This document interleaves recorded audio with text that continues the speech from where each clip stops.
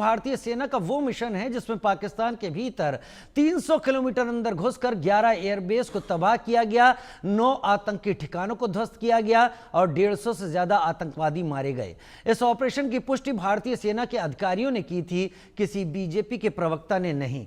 ऐसे में राहुल गांधी का इस मिशन को सरेंडर से जोड़ना क्या सही है? क्या यह भारतीय सैनिकों का अपमान नहीं है? क्या नरेंद्र सरेंडर पर राहुल गांधी फंस गए हैं? क्या नाम नरेंद्र काम सरेंडर बयान राहुल ने सेल्फ गोल की तरह कर लिया है? क्या राहुल गांधी इस तरह के शब्दों का प्रयोग कर ऑपरेशन सिंदूर का मजाक बना रहे हैं? भारत के डीजीएमओ, भारत के सीडीएस बार बार कह चुके हैं कि पाक डीजीएमओ ने भारत को फोन कर रहम की भीख मांगी थी। इसके बाद भी राहुल ये सब क्यों बोल रहे हैं? क्या मतलब है इस सब का?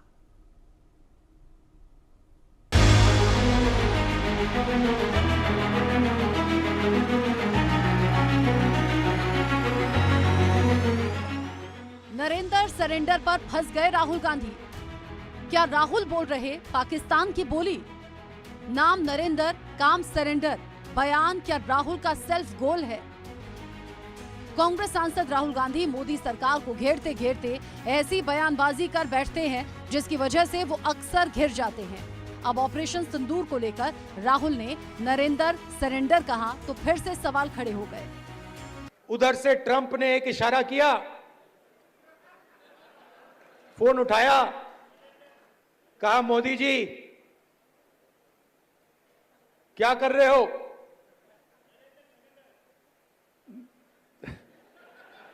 नरेंद्र सरेंडर, और जी हजूर करके नरेंद्र मोदी जी ने ट्रंप के इशारे का पालन किया। इतना ही नहीं, कांग्रेस ने 24 अकबर रोड स्थित कांग्रेस ऑफिस के बाहर होर्डिंग्स भी लगाए हैं जिस पर नाम नरेंद्र काम सरेंडर लिखा हुआ है। साथ ही इस पर समझाने के लिए क्रोनोलॉजी भी लिखी हुई है। मोदी का अपमान करते करते राहुल देश विरोधी बयान क्यों दे बैठते हैं? सेना विरोधी बयान क्यों दे बैठते हैं? क्योंकि सेना ऑपरेशन सिंदूर पर सबूत के साथ एक एक तथ्य रख रही थी। फिर राहुल ने ऐसा सवाल क्या पाकिस्तान में बैठे आतंक के आकाओं को खुश करने के लिए दिया? क्योंकि राहुल के मुंह से निकले एक एक शब्द को पकड़कर पाकिस्तान दुनिया में भारत विरोधी माहौल बना रहा है। और जो लोग अपने आप को हिंदू कहते हैं वो 24 घंटा हिंसा हिंसा हिंसा, नफरत नफरत नफरत। वो और उसके जो चंद साथी हैं जो शिद्दत पसंद लोग हैं और वो एक हिंदुत्व की जो थ्योरी है या आइडियोलॉजी जो है उसको परसू कर रहे हैं, वो लोग किसी भी हद तक जा सकते हैं। Narendra surrender, Narendra surrender. अब देखें उसका नाम जो है राहुल गांधी ने नरेंद्र सरेंडर रख दिया है। तो इससे ज़्यादा किसी नेशनल लीडर की जो है मिट्टी कितनी पलीद मैंने नहीं होते देखी कम से कम जो है कि एक लीडर ऑफ अपोजिशन जो है उसको नरेंद्र सरेंडर जो है यानी एक एक्सेप्ट किया जा रहा है इंडिया में कि ये सरेंडर जो है ये मोदी ने एक किस्म का किया है। ऐसा लगता है कि राहुल ने एक बार फिर से सेल्फ गोल कर लिया है, लिहाजा बीजेपी उन पर हमलावर है। बीजेपी का आरोप है कि राहुल पाकिस्तान की भाषा बोलते हैं। राहुल गांधी जी ने जिस प्रकार से हमारी सेना के द्वारा दिखाए गए अप्रतिम शौर्य और सेना के अधिकारियों द्वारा, जिसमें director general military operation, director general air operation, director general navy operations थे, उन्होंने जिस तरीके से ऑपरेशन सिंदूर की सफलता का विवरण दिया है उसको सरेंडर से तुलना करना यह दर्शाता है कि यह मानसिकता कितनी रोगी और कितनी खतरनाक हो चुकी है। इतना ही नहीं, बीजेपी ने उल्टे कांग्रेस के सरेंडर गिनवा दिए और कहा कि सरेंडर सरकार और नरेंद्र सरकार में फर्क है। बीजेपी ने कहा कि सरेंडर की आदत कांग्रेस को है, भारत को नहीं। जेपी नड्डा ने कांग्रेस के इतिहास की फेहरिस्त गिनवाते हुए कहा, 1948 कश्मीर मुद्दे पर पाकिस्तान के सामने सरेंडर, 1962 चीन के सामने नेहरू सरकार का सरेंडर, 1971 जीत के बाद भी शिमला समझौते में टेबल पर सरेंडर, हाजी पीर दर्रा युद्ध में कब्जा होने के बावजूद पाकिस्तान को लौटा दिया। सिंधु जल संधि भारत के अधिकारों का आत्मसमर्पण। शर्म अल शेख समझौता आतंकवाद पर कमजोर रुख। मुंबई 26/11 सिर्फ डोजियर भेजे गए, कोई ठोस कार्रवाई नहीं। बीजेपी ने कहा कि कांग्रेस पार्टी उनकी सरकार और खानदान के सरेंडर्स के शर्मनाक कारनामे में आजाद हिंदुस्तान के अनेक कैलेंडर्स भरे पड़े हैं। तरुण जी, राहुल गांधी कभी कहते हैं कि नरेंद्र ने सरेंडर कर दिया, तो इलाहाबाद हाईकोर्ट ने फटकार लगाई कि आप किस तरह से सेना पर आरोप लगा सकते हैं। माननीय इलाहाबाद हाईकोर्ट द्वारा राहुल गांधी द्वारा बार बार सेना का अपमान करने, झूठी मनगढ़ंत बयानबाजी करने पर कड़ी फटकार लगाना स्वागत योग्य और सत्य की विजय है। सवाल फिर वही, क्या राहुल गांधी इस तरह के शब्दों का प्रयोग कर ऑपरेशन सिंदूर का मजाक बना रहे हैं? भारत के डीजीएमओ, भारत के सीडीएस बार बार कह चुके हैं कि पाक डीजीएमओ ने भारत को फोन कर रहम की भीख मांगी थी। इसके बाद भी राहुल ये सब क्यों बोल रहे हैं? क्या मतलब है इस सब का? पिछले 11 साल से एक पिक्चर बना रहे थे अपने हीरो की, मुकद्दर का सिकंदर। पिक्चर बन गई। पिक्चर बनने के बाद जब निकल कर आई, वो निकली नरेंद्र का सरेंडर। मुकद्दर का सिकंदर तो पता नहीं कहां गया।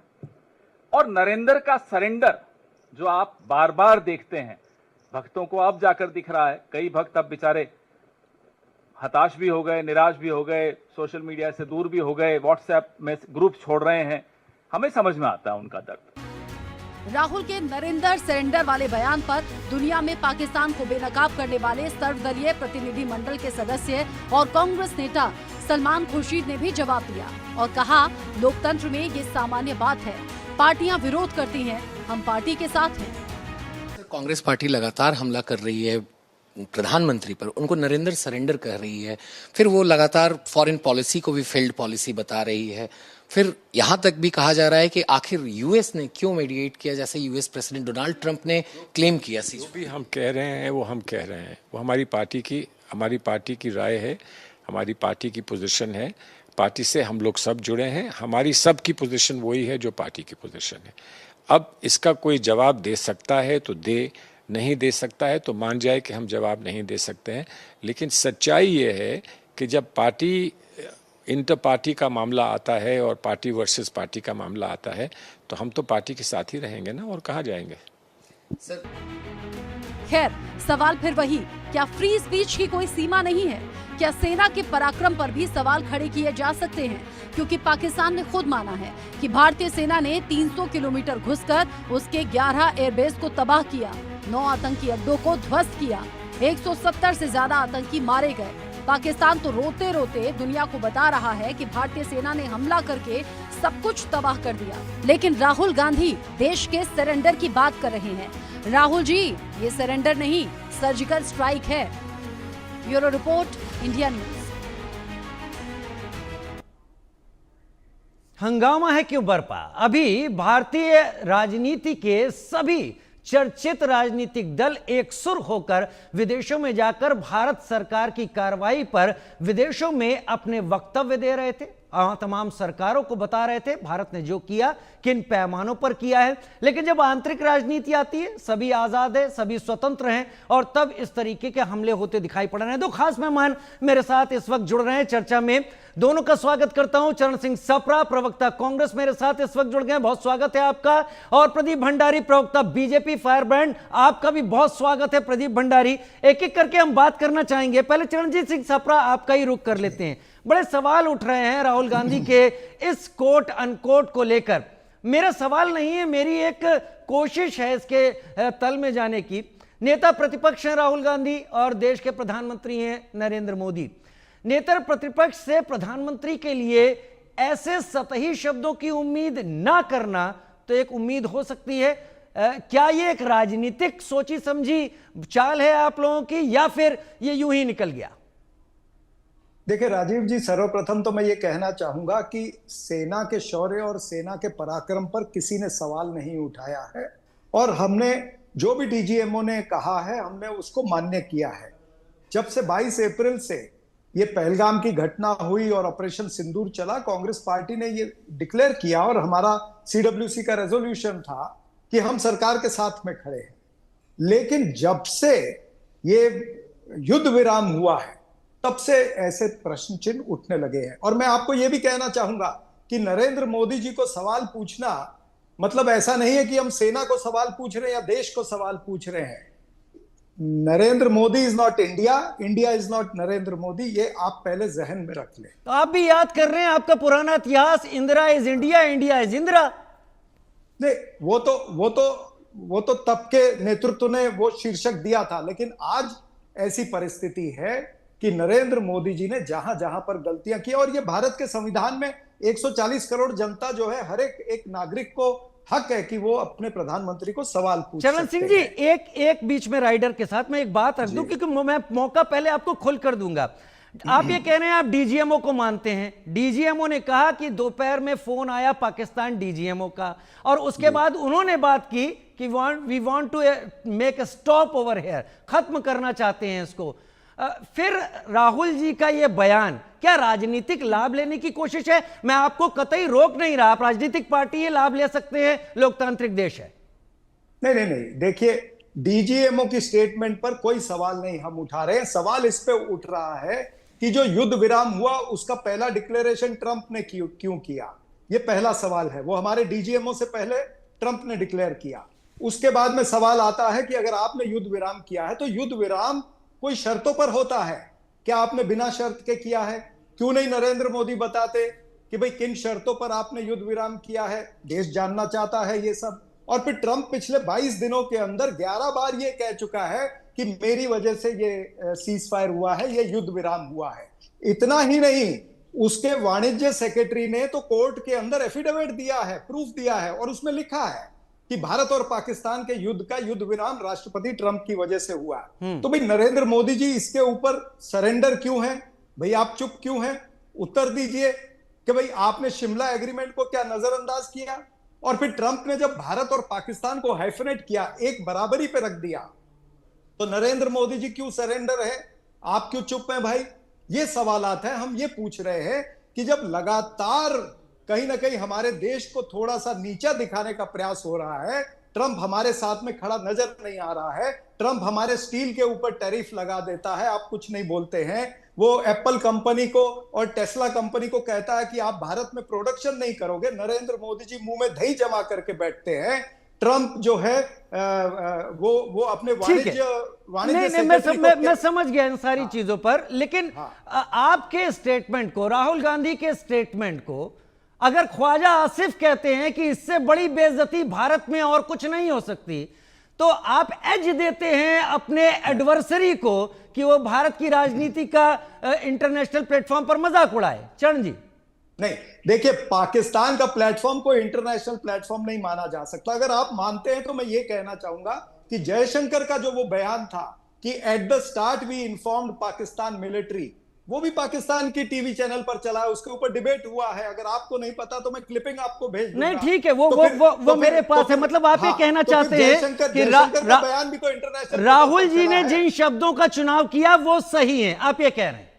मैं इसलिए कह रहा हूं कि जिस तरह से ट्रंप ने पाकिस्तान को F-16 की दुरुस्ती के लिए, मेंटेनेंस के लिए $357 दिया अभी कुछ ही दिन पहले, तो नरेंद्र मोदी जी उस पर क्यों नहीं बोले? ट्रंप हमको कहता है कि आप F-35 ले लीजिए, तो हमको नहीं पता क्या F-35 जो है वो लो ग्रेड का। चलिए ठीक है, वो नहीं, उसी पर आइए। क्या राहुल गांधी जी के चुने हुए शब्द सही हैं? बस इतना बताइए, मैं प्रदीप जी के पास जाऊंगा। राहुल गांधी जी के चुने हुए शब्द इसलिए सही हैं क्योंकि मैंने आपको अनेक उदाहरण बताए। ठीक है, मैंने आपको बताया किस तरह से ट्रंप के सामने, मैंने ये नहीं कहा कि देश झुका है, मैंने कहा ट्रंप के सामने नरेंद्र मोदी सरेंडर है, चीन के सामने नरेंद्र मोदी सरेंडर है। इसके अनेक उदाहरण मैं दे सकता हूं। ठीक है, बहुत सारे उदाहरण हैं, लेकिन अब प्रदीप भंडारी मेरे साथ इस वक्त, बीजेपी के प्रवक्ता। प्रदीप जी, आपने मेरे ख्याल से एक सारी लिस्ट बना ली होगी जो चरण भाई ने कही, और आपने उनको जरा भी नहीं टोका है, तो चरण भाई से मैं भी उम्मीद करूंगा कि जनता तक आपकी आवाज भी नॉन स्टॉप जाए। प्रधानमंत्री को क्या यह उम्मीद नहीं करनी चाहिए भारत के कि नेता प्रतिपक्ष, जो सम्मानित पद है, वो कम से कम एड्रेस करते वक्त शब्दों की मर्यादा रखे? राहुल जी के शब्द क्या इन मर्यादाओं को लांघ गए हैं? आपको क्या लगता है? देखिए, जो राहुल गांधी अपनी दादी इंदिरा गांधी की प्रतिमा पर जब फूल चढ़ाने की बात आती है तो फूलों को फेंकते हैं और जूते के साथ में फूल चढ़ाते हैं, उनसे आप भारतीय संस्कार नहीं सीख सकते। तो हम तो अचंभित नहीं हैं, पता नहीं क्यों चरणजीत सिंह चापरा अचंभित है या आप अचंभित हैं। इन्होंने बात करी चीन की, भाई ये फोटो तो दुनिया जानती है, राहुल गांधी जी, रॉबर्ट वाड्रा जी, प्रियंका वाड्रा जी सब जो है कैसे स्पेशल एक प्राइवेट डिनर चीन के एम्बेसडर के साथ कर रहे थे, जब डोकलाम के अंदर हमारी सेना चीन को मुंहतोड़ जवाब दे रही थी। और उस वक्त कैसे राहुल गांधी ने कहा था कि चीन की सेना ने भारत की सेना को सबक सिखाया, वरना सच्चाई ये थी कि भारत की सेना ने चीन की सेना को को सबक सिखाया था। तो चीन के साथ कौन चोरी चोरी छिपके छिपके जो है गुफ्तगू करता है, सब जानते हैं। सब जानते हैं कि 2008 का जो MOU राहुल गांधी ने साइन करा था उसके डिटेल्स अभी तक सामने नहीं आए। अब मैं आ जाता हूं अमेरिका पे। देखिए, सापरा जी का स्टेटमेंट तब लॉजिकल होता जब हिंदुस्तान की सरकार का ऑफिशियल स्टेटमेंट नहीं आता। कोई भी राष्ट्रभक्त व्यक्ति, राजीव जी, जब सरकार का ऑफिशियल स्टेटमेंट आता है तो उस ऑफिशियल स्टेटमेंट को मानता है, ना कि किसी विदेशी मुल्क के स्टेटमेंट को। तो पता नहीं ऐसा क्यों है कि चरणजीत सिंह चापरा की पार्टी, जिसको AOUM करके ब्रिटिशर ने फॉर्म किया था, वो कभी चीन की बात को ज्यादा मानेगी, भारत को नहीं मानेगी, कभी पाकिस्तान की बात को ज्यादा मानेगी, भारत को नहीं मानेगी, कभी अमेरिका की बात को ज्यादा मानेगी, भारत को नहीं मानेगी, या कभी चौथे विदेशी मुल्क की बात को ज्यादा मानेगी, भारत को नहीं मानेगी। एक नहीं अनगिनत बात मिनिस्ट्री ऑफ एक्सटर्नल अफेयर्स कह चुका है कि भाई कोई थर्ड पार्टी इन्वॉल्व नहीं है। तो पता नहीं ये लोग क्यों बैटिंग कर रहे हैं किसी विदेशी मुल्क की, इनको जानना चाहिए। चलिए अब मैं एक और तथ्यात्मक बात करता हूं। एक मिनट, प्रदीप जी एक सेकंड के लिए जरा आप रुके। चलो जी, राहुल जी का स्टेटमेंट सुनवा दो, फिर प्रदीप जी आपसे ही शुरुआत करेंगे। सुनवाते हैं राहुल जी ने क्या कहा। कहते हैं वो 24 घंटा हिंसा हिंसा हिंसा, नफरत नफरत नफरत। वो और उसके जो चंद साथी हैं जो शिद्दत पसंद लोग हैं, और वो एक हिंदुत्व की जो थ्योरी है या आइडियोलॉजी जो है उसको परसू कर रहे हैं, वो लोग किसी भी हद तक जा सकते हैं। Narendra surrender, Narendra surrender. अब देखें, उसका नाम जो है राहुल गांधी ने नरेंद्र सरेंडर रख दिया। तो इससे ज़्यादा किसी नेशनल लीडर की जो है मिट्टी कितनी पलीद मैंने नहीं होते देखी, कम से कम जो है कि एक लीडर ऑफ अपोजिशन जो है उसको नरेंद्र सरेंडर जो है, यानी एक एक्सेप्ट किया जा रहा है इंडिया में कि ये सरेंडर जो है ये मोदी ने एक किस्म का किया है। कुछ भी हो, ये भारत की आंतरिक राजनीति है, लेकिन ख्वाजा आसिफ इसे भुनाने की कोशिश कर रहे हैं। प्रदीप जी अपना जवाब पूरा करें। देखिए, जो आपने इस वक्त क्लिपिंग दिखाई, ये भी यही दर्शाती है कि राहुल गांधी और ख्वाजा आसिफ पाकिस्तान तो ऐसे बात कर रहे हैं जैसे दो जो पिछड़े जन्म के अंदर बिछड़े हुए यार हैं।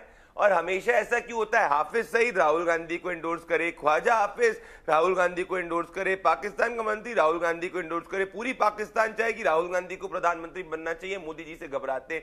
तो भाई ये इत्तेफाक नहीं है। राहुल गांधी मुझे लगता है आसिफ मुनीर से ज्यादा पॉपुलर पाकिस्तान में होंगे। अब मैं आ जाता हूं इनकी ट्रंप की बात की। जुलाई 2019 को डोनाल्ड ट्रंप और इमरान खान ने एक ज्वाइंट प्रेस कॉन्फ्रेंस करी थी जिसमें उन्होंने कहा था कि भाई जम्मू कश्मीर में थर्ड पार्टी मीडिएशन होना चाहिए। उसके 14 दिन के अंदर भारत ने आर्टिकल 370 को एब्रोगेट कर दिया और हमारे और अमेरिका के ट्रेड टाइज भी और ज्यादा क्लोज हो गए। तो भाई डिप्लोमेसी इसको कहते हैं, सोवरेनिटी इसको कहते हैं। सरेंडर ये होता है 1962 युद्ध के अंदर जाके चीन को जमीन गिफ्ट कर देना। सरेंडर ये होता है पीओके जाके पाकिस्तान को गिफ्ट करना। सरेंडर ये होता है कि 1971 के बाद में पूरे के पूरे प्रिजनर्स ऑफ वॉर पाकिस्तान को वापस दे देना, पूरी जमीन पाकिस्तान को वापस दे देना। सरेंडर होता है जब राजीव गांधी जी ने न्यूक्लियर डिसआर्मामेंट की बात करी थी। सरेंडर होता है 26/11 आतंकवादी हमले के बाद में पाकिस्तान को क्लीन चिट देना, एक पाकिस्तानी आतंकवादी को नहीं माना, एक चीटी तक पाकिस्तान में नहीं मानना। सरेंडर होता है 2010 के अंदर पाकिस्तान के साथ में गुडविल जेस्चर में 25 आतंकवादियों को छोड़ देना, जिसमें से एक आतंकवादी पठानकोट का हमला करता है। सरेंडर ये होता है हाफिज सईद को हाफिज सईद जी बोलना। सरेंडर ये होता है कि ये पूछना, मैं आपसे पूछना चाहता हूं, राहुल गांधी ने पूछा हमारे कितने जहाज गिरे, क्या ये कोई राष्ट्रभक्त व्यक्ति पूछ सकता है? ये स्टेटमेंट तो सिर्फ पाकिस्तान पूछ रहा है। क्यों राहुल गांधी बार बार पूछ रहे हमारे कितने जहाज गिरे? ऐसा कौन सा सवाल है जहाज गिरने के अलावा जिसका जवाब इनको नहीं दिया? सीज फायर की बात करी, हिंदुस्तान की सरकार ने ऑफिशियल स्टेटमेंट दिया। पाकिस्तान को निस्तानबूद करा, डीजीएमओ ने ऑफिशियल स्टेटमेंट दिया। पाकिस्तान के प्रधानमंत्री खुद कह रहे हैं कि हिंदुस्तान ने हमारी हालत खराब कर दी, पर इनको विश्वास नहीं है। दरअसल दिक्कत यह है, पाकिस्तान अपना नैरेटिव हार चुका है, तो अब उन्होंने अपने प्रिय मित्र राहुल गांधी को उनका नैरेटिव आगे ले जाने के लिए बढ़ा दिया है। ओपन चैलेंज आपके शो में, कितने जहाज गिरे, उसके अलावा एक स्टेटमेंट बता दीजिए जिसका सवाल सरकार ने नहीं दिया। कितने जहाज गिरे?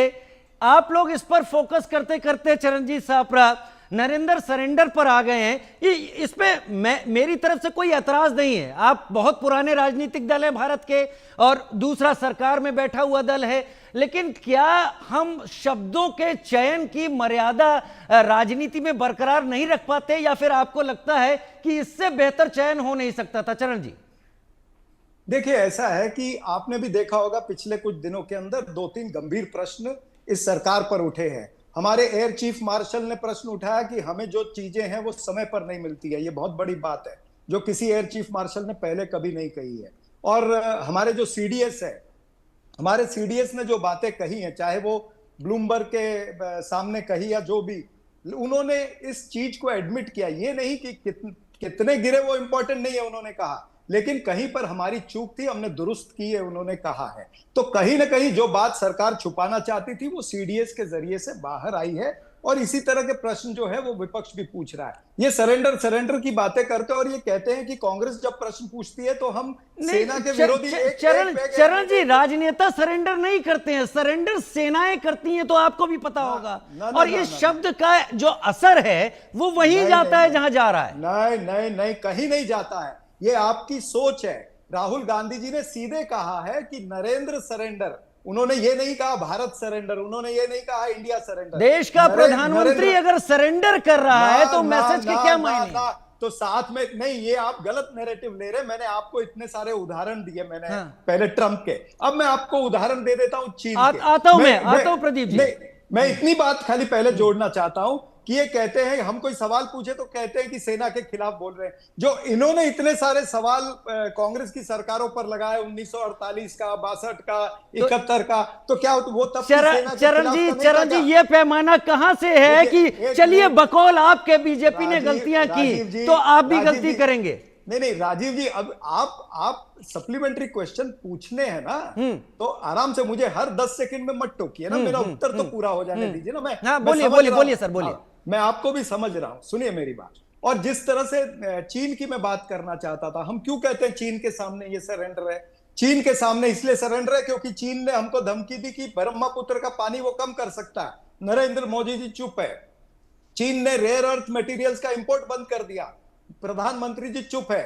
हम उसके साथ में ट्रेड 116-118 बिलियन डॉलर की करते, जिसका ट्रेड डेफिसिट है कम से कम 100 बिलियन डॉलर का। हम चीन को आगे बढ़ा रहे हैं, लेकिन चीन हमको लाल आंखें दिखा रहा है। प्रदीप भंडारी जी, जवाब दीजिए। सरेंडर आप लोग यहाँ कर रहे हैं। 10 सेकंड, ठीक है, 10 सेकंड।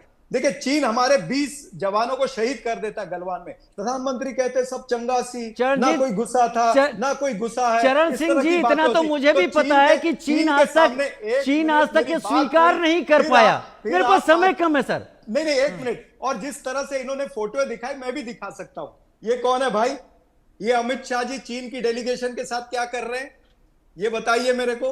ये अमित शाह जी क्या कर रहे हैं, क्यों स्वागत कर रहे हैं? ये जेपी नड्डा जी अध्यक्ष होते हुए क्या मेमोरेंडम साइन करने जा रहे हैं भाई? ये बताइए। बीजेपी के ऑफिस में बैठे क्या एमओयू साइन हो रहा है आपका? ठीक है, बीजेपी के साथ में। प्रदीप जी, जवाब दीजिए। ठीक है, मैंने तस्वीरें देख ली। जुलूल बातें करोगे तो मैं भी उतनी बातें कर सकता हूं, उतनी तस्वीरें दिखा। ठीक है प्रदीप जी, अब जवाब दीजिए। राजीव जी, अरे डोकलाम के अंदर हिंदुस्तान की सेना ने चीन की हालत खराब कर दी। चरणजीत सिंह चापरा आपके शो पे ये नहीं बोल पाए, ये बोले कि भारत के जवान शहीद हुए। ये नहीं बोल पाए कि 30 से ज्यादा चीन के जो जवानों को हिंदुस्तान के जवानों ने हालत खराब करी, डोकलाम से चीन को पीछे हटना पड़ा, ये नहीं बोल पाए, नहीं बोल पाएंगे। नेहरू जी को 1962 में चीन के प्रति प्यार था, अक्साई चीन गिफ्ट कर दी। चरणजीत सिंह चापरा भी नेहरू हैंगओवर से नहीं हटे और ये नहीं बोल पाए कि भारत के जवानों ने चीन को मुंह तोड़ जवाब दिया। बोले हमारे जवान शहीद हुए, ये इनकी डिफीटेड सोच है। दूसरी बात, ये बात करेंगे चीन की, जिन्होंने, हम जब 2004 में सरकार छोड़ के गए थे, चीन के साथ में ट्रेड सरप्लस था। 10 साल के अंदर कांग्रेस ने पूरा डेफिसिट क्रिएट कर दिया। आज की तारीख में हम चौथी सबसे बड़ी इकोनॉमी में, कांग्रेस ने 11वीं छोड़ के रखी थी क्योंकि इनका चीन के साथ इंटरेक्शन। आ रहा हूं सापरा साहब, सुन लीजिए। बढ़ो, बड़ा बनो, बड़ा बनो, हम तो बड़ी इकोनॉमी नहीं बनेंगे, हम चौथी सबसे बड़ी इकोनॉमी बने, ये चीन के लिए सबसे बड़ा खतरा है। ये हमसे बात करेंगे पाकिस्तान की। ओपन चैलेंज करता हूं, 26/11 आतंकवादी हमले के बाद मैं उत्तर दूंगा। मैं आ रहा हूं सापरा साहब, सुन लीजिए। ये क्या बात करेंगे राष्ट्र प्रोटेक्ट करने की? 40 सर्जिकल 40 एयर सीरियल ब्लास्ट हो जाते थे देश के अंदर और इनके डॉक्टर मनमोहन सिंह कहा करते थे हिंदुस्तानी आराम से रहो, सर्जिकल ब्लास्ट हो गया, अब वापस अपनी नॉर्मल जिंदगी के अंदर आ जाओ। ये थी इनकी सोच। आरएसएस की साजिश पाकिस्तानी आतंकवाद को कहने वाली इनकी सोच थी। तो जिन लोगों ने हिंद देश की सिक्योरिटी के साथ हमेशा खिलवाड़ की, क्या बात करेंगे? और ये कोई नॉर्मल सवाल नहीं पूछ रहे। ये रहा राहुल गांधी का ट्वीट जो मैं आपको दिखाना चाहता हूं क्योंकि मैं बिना फैक्ट्स के साथ नहीं आता। ये रहा राहुल गांधी का ट्वीट, अगर आप दिखाएं। ये बोल रहे हैं कितने जहाज गिरे, कितने जहाज गिरे। क्या ये एक राष्ट्रभक्त नेता का सवाल हो सकता है? ये एक देशद्रोही आदमी का ही सवाल हो सकता है जो जंग के बीच में ये ऑफिशियली बताना चाहता है। सीडीएस की बात करते, सीडीएस ने तो बोला कि लॉसेस की बात मत करो, स्ट्रैटेजिक विक्ट्री की बात करो। स्ट्रैटेजिक विक्ट्री हिंदुस्तान को मिली है। ये एयर चीफ मार्शल की बात करते, बिल्कुल कांग्रेस के समय सवाल ही नहीं पूछ सकते थे क्योंकि 10 साल तक कांग्रेस ने एक आर्टिलरी गन तक हिंदुस्तान की सेना के लिए नहीं खरीदी, एक बुलेट प्रूफ जैकेट तक हिंदुस्तान की सेना के लिए नहीं खरीदी। जिस रफाल के पीछे राहुल गांधी पड़े थे, आज उस रफाल ने पाकिस्तान के ठीक है। तो ये लोगों की सोच देशद्रोही सोच है। ठीक है चरणजीत सापरा, अब आप क्या कहेंगे इस जगह? मैं सीधी सी बात आपके सामने रखता हूं। क्या बीच ऑपरेशन के दौरान हम अपनी कमजोरी सामने रखें या फिर दूसरे को यह बताएं कि हमने उसको कहां पर डेंट किया है? देखिए राजीव जी, इन्होंने 26/11 की बात की। मैं इनको बताना चाहता हूं, शायद ये भूल गए होंगे, तब ये बहुत छोटे होंगे। 26/11 के अंदर जितने भी आतंकी आए थे ना मुंबई के अंदर, उन सबको मार गिराया था और एक को पकड़ा गया था, उसको भी हमने फांसी पे लटकाया है। तो बड़ी बातें मत करिए। 26/11 के बाद में डॉक्टर मनमोहन, अरे भैया आरएसएस की साजिश कह रहे थे, वो तो भगवान का शुक्र है तुकाराम मामले में पकड़ लिया चरणजीत सिंह चापरा। क्या बात कर रहे हो? ये उत्तेजित हो, क्या बात कर रहे हो? वो तो भगवान का शुक्र है तुकाराम मामले ने पकड़ लिया, वरना दिग्विजय सिंह तो कह रहे थे कि हिंदुस्तान के किसी व्यक्ति ने मार दिया था 26/11 में। दोनों ही सम्मानित मेहमान है मेरे, दोनों ही सम्मानित मेहमान है। देखिए बचपना मत दिखाइए, जो फैक्ट है उस पे बोल रहा हूं ना मैं बच्चे। मैं यही बोल रहा हूं कि अरे बचपन आप दिखा रहे हो सापरा साहब, एक आतंकवादी नहीं मारा आपने पाकिस्तान के अंदर घुस के। अरे आतंकी हमने मुंबई के अंदर मारे आतंकी, तुमने क्या मारा? तुमने आज तक आतंकी पकड़े क्या? पहलगाम? अरे वो तो हमारी फोर्सेस ने मारे, आप लोगों ने क्या किया पाकिस्तान को करके अंदर, जब हमारे घर के अंदर घुस के 100 से ज्यादा लोगों को मारा, सर्जिकल स्ट्राइक तक नहीं करी आपने। शांत, मेरी एक लाइन सुन लो। अभी नरेंद्र मोदी पकड़े जाएंगे, हमने उनके आकाओं को मार दिया। पाकिस्तान के 300 किलोमीटर अंदर घुसे सापरा साहब की शक्ति रखिए। आप पाकिस्तान में 100 मीटर के अंदर नहीं घुस पाए। नरेंद्र मोदी, हम शर्मिंदा है, पहलगाम के कातिल जिंदा है। नरेंद्र मोदी, हम शर्मिंदा है। 45 दिन के बाद नरेंद्र मोदी की सरकार में आर्मी जो हमारी ये कह के आप आर्मी के ऊपर अविश्वास जता रहे हो। शर्म आनी चाहिए तुमको, शर्म आनी चाहिए। आप आर्मी शर्म आनी चाहिए, आर्मी के ऊपर नहीं। कौन आर्मी? अरे हमने नरेंद्र मोदी के ऊपर सवाल उठाया जो कहता है मेरे अंदर गरम सिंदूर है। अरे काय का नौटंकी करते हो? नौटंकी बंद करिए, फिल्मी डायलॉग बंद करिए, ये पीआर टीआरपी और हेडलाइन मैनेजमेंट की राजनीति बंद करिए। ये राजनीति जनता देख रही है।